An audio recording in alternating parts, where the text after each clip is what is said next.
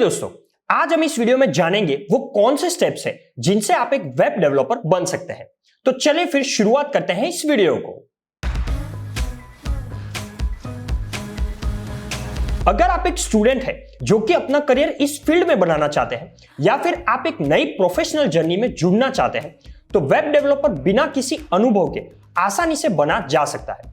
Web developer आजकल jobs में बहुत ही ज्यादा डिमांड है क्योंकि जितने भी बिजनेस आजकल ऑनलाइन जा रहे हैं तो उनकी एक वेबसाइट होना उनके लिए एक असेट के समान हो सकता है और उनकी वेबसाइट बनाने में आप बड़े ही काम के आदमी हो सकते हो। वेब डेवलपर बनने के फायदे यही है कि आपको अच्छी खासी सैलरी मिल जाती है और तो और ज्यादातर काम रिमोट वर्क से ही करना होता है।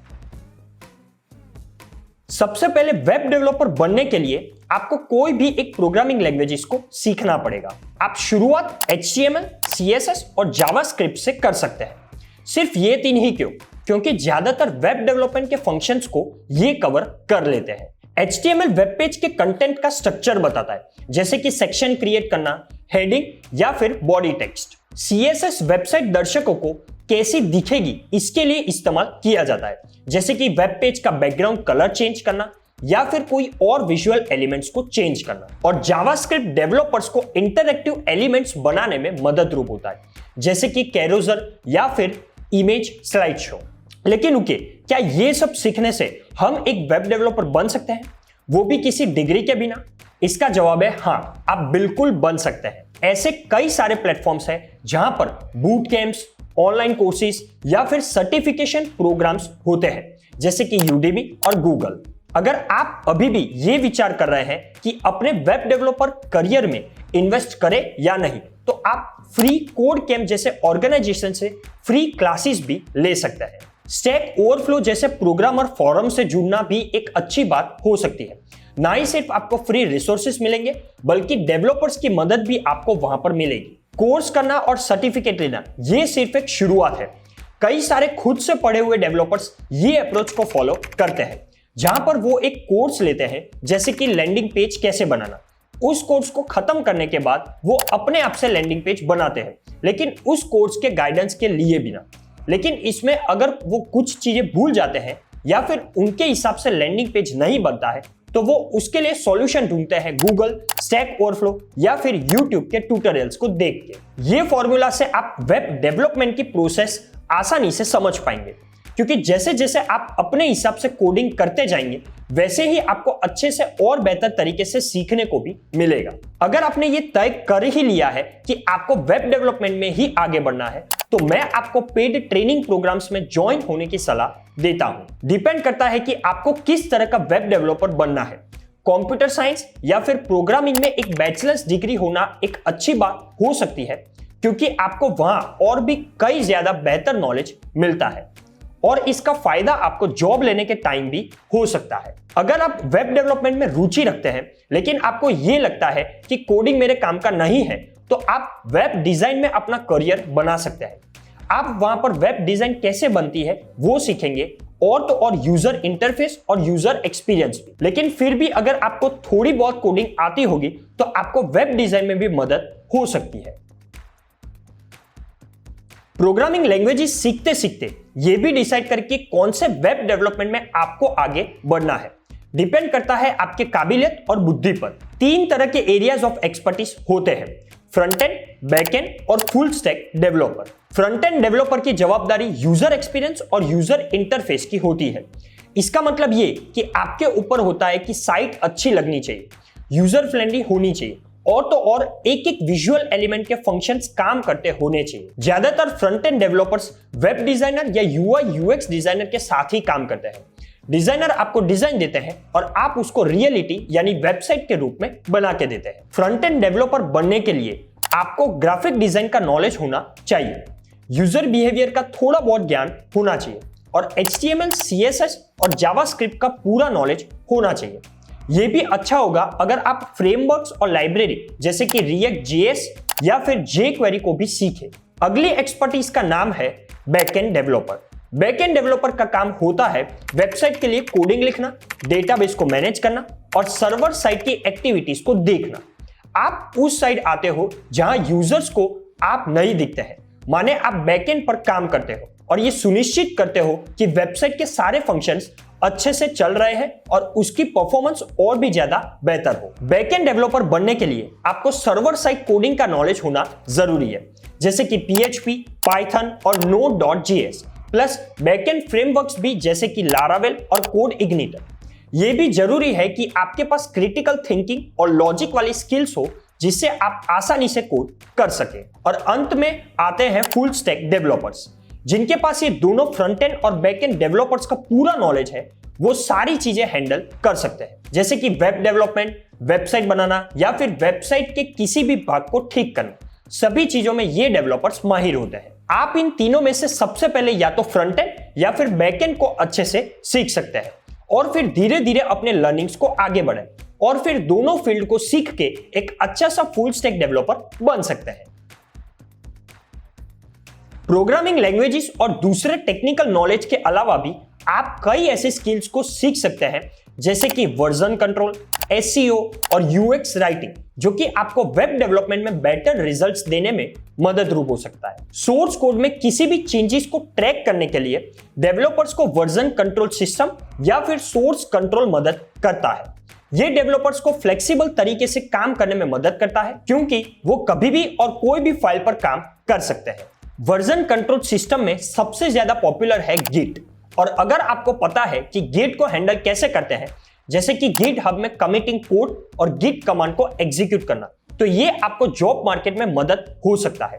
और ये दिखाता भी है कि आपको सिस्टमैटिक डेवलपमेंट प्रोसेस समझ में आ गई है। अगर आपको SEO या फिर सर्च इंजन ऑप्टिमाइजेशन का बेसिक भी नॉलेज है, तो आप आसानी से अपनी वेबसाइट को रैंक करवा सकते हो। इसमें साइट रैंकिंग फैक्टर्स आते हैं, जैसे कि मोबाइल फ्रेंडली डिजाइन और इजी नेविगेशन। और UX राइटिंग के लिए वेब पेजेस, लैंडिंग पेजेस और सॉफ्टवेयर एलिमेंट्स के माइक्रो कॉपी की बेसिक अंडरस्टैंडिंग होनी चाहिए। ये आपको शब्दों के लिए जगह, विजिटर्स के व्यवहार और जरूरियत और साइट के एलिमेंट्स को खोजता है जो कि साइट को नुकसान करते हो। आपने वेब डेवलपमेंट स्किल्स के बारे में जान लिया है, तो अब आपको अपना पोर्टफोलियो बनाना होगा। पोर्टफोलियो का सीधा मतलब यही है कि आपके काम को लोगों को बताना, आपने क्या अचीव किया है, आपके पास कितना अनुभव है उस काम को लेकर। यह दिखाता है कि आप प्रोफेशनल जर्नी में काम कर सकते हो और अपने करियर में एक और कदम बढ़ाने में यह बहुत ही काम का रहता है। यह जॉब ढूंढने के समय बहुत ही काम की चीज होती है और इससे रिक्रूटर को यकीन होता है कि आप उस काम को आसानी से कंप्लीट कर सकते हो। और आप एज अ डेवलपर अपनी खुद की वेबसाइट भी बना सकते हो पोर्टफोलियो के रूप में, ताकि क्लाइंट्स आपसे इंप्रेस हो सके। तो चले अब हम जानते हैं कि आप पोर्टफोलियो को कैसे भर सकते हैं। एकदम इजी तरीका है शुरुआत करने का, वो है कि आपके आस पड़ोस में फ्रेंड्स या फैमिली मेंबर्स को पर्सनल या बिजनेस वेबसाइट बना के देना। वो फिर आगे दूसरों को बताएंगे और उससे आपके पोर्टफोलियो आगे बढ़ने लगेगा। दूसरे कई तरीके हैं पोर्टफोलियो बनाने के, जैसे कि इंप्रूविंग और रीडिजाइनिंग एन एग्जिस्टिंग वेबसाइट। ऐसी कई सारी छोटी कंपनीज होती है जिनको आप कांटेक्ट कर सकते हैं, या फिर कोई NGO वगैरह हो, उनको आप अपने वेबसाइट डेवलपमेंट के बारे में बता सकते हैं। उनके पास ज्यादा क्वालिटी वाली वेबसाइट नहीं होती है, इसीलिए आप उनकी अपने पोर्टफोलियो को आगे बढ़ाने के लिए मदद ले सकते हैं। Create your own website development project. आपके इंटरेस्ट के हिसाब से एक अच्छी वेबसाइट बनाएं, दिखाने के लिए कि आपको वेब डेवलपमेंट अच्छे से आता है। उदाहरण के तौर पर अगर आप फ्रंट एंड डेवलपर हो तो अपनी एक मोबाइल फ्रेंडली वेबसाइट बना सकते हैं, सिंपल नेविगेशन और एनिमेटेड ट्रांजिशंस के साथ। Participate in open source projects. ये एक बहुत ही ज्यादा अच्छा तरीका है आपको अपनी वेब डेवलपमेंट स्किल्स को और भी ज्यादा बेहतर बनाने के लिए और कुछ अच्छे वेब डेवलपर्स से नेटवर्क बनाने के लिए। गिटहब एक बहुत ही अच्छा प्लेटफॉर्म है शुरुआत करने के लिए। ओपन सोर्स प्रोजेक्ट को ढूंढ ले जो आपको पसंद है, फिर छोटे छोटे टास्क से शुरुआत करें, जैसे कि छोटे डॉक्यूमेंटेशंस को लिखना या फिर छोटे बग्स को सॉल्व करना। इतना सारा काम करने के बाद ये मत भूल जाना कि इन सभी कामों को अपनी वेबसाइट में जरूर ऐड करें, ताकि आपका अपना एक अच्छा पोर्टफोलियो तैयार हो सके। सभी चीजों के बारे में विस्तार से बताएं, जैसे कि हर एक प्रोजेक्ट में आपने क्या किया है, किन लोगों के साथ काम किया है, और अपने क्लाइंट्स के वेबसाइट या गिटहब प्रोजेक्ट्स की लिंक को शेयर करें, ताकि दूसरे क्लाइंट्स और रिक्रूटर्स आपके काम को आसानी से चेक कर सके। दूसरे डेवलपर से अलग पहचान बनाने के लिए आपने जो भी प्रोग्रामिंग लैंग्वेजेस और वेब डेवलपमेंट स्किल्स सीखी है उसको लिखे और इसके साथ साथ आपने जो भी सर्टिफिकेशन कोर्स किए हैं उसको भी ऐड कर दें। और अंत में ये कि आप या तो कॉन्टैक्ट फॉर्म डालें, ईमेल एड्रेस डालें या फिर अपने लिंक्डइन की प्रोफाइल को ऐड कर दें ताकि दूसरे लोग आपको आसानी से कॉन्टैक्ट कर सके। एज अ वेब डेवलपर आप या तो कंपनी में काम कर सकते हो या फिर इंडिपेंडेंटली फ्रीलांसर के रूप में काम कर सकते हो। लेकिन अगर आपके पास टाइम मैनेजमेंट बहुत ही ज्यादा स्ट्रांग है तो आप पूरे दिन में कंपनी का काम करके फ्री टाइम में फ्रीलांसिंग काम ले सकते हो। चलिए दोनों ऑप्शन को चेक करते हैं। अगर आप कंपनी में काम करना चाहते हो तो तुरंत ही आपको जॉब के लिए अप्लाई करना चाहिए। वेब डेवलपमेंट फील्ड के लिए अपने ड्रीम जॉब्स को आप जॉब पोर्टल पर चेक कर सकते हैं जैसे कि ग्लासडोर और इंडीड। लिंक्डइन भी एक अच्छा प्लेटफॉर्म है जॉब्स ढूंढने के लिए। लिंक्डइन के डैशबोर्ड में जॉब्स टैब पर आए और अपने जॉब टाइटल को टाइप करें, साथ में प्रिफर्ड लोकेशन भी। आप फिल्टर्स को भी यूज कर सकते हैं अपने एक्सपीरियंस लेवल के हिसाब से स्पेसिफिक रिजल्ट्स के लिए। आप जॉब अलर्ट्स भी रख सकते हैं ताकि लिंक्डइन आपको नोटिफाई करता रहेगा जैसे ही आपके रिलेटेड जॉब्स आती है।